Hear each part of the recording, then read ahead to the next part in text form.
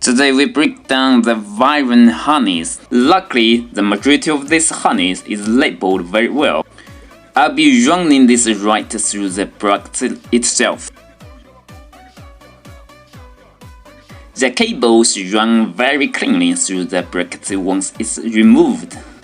I had some difficulties with the false cooling pack wire due to the vacuum ports connecting the valve covers, but it ended up being fine. Plug everything in and tighten it down.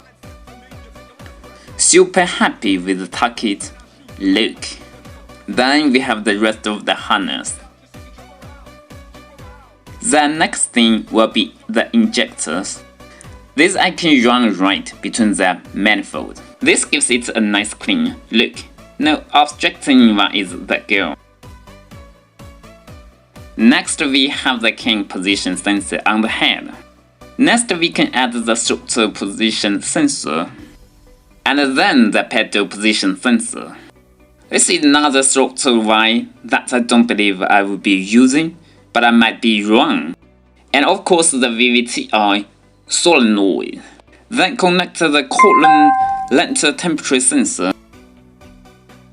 Then we can go back to the other side and connect our knock sensors. Here we have the wires for the starter. And here are the rest: flex fuel, and a reversal switcher, clutch pressure, and the fuel pressure. This is George from Chuanhong Electronic Technology.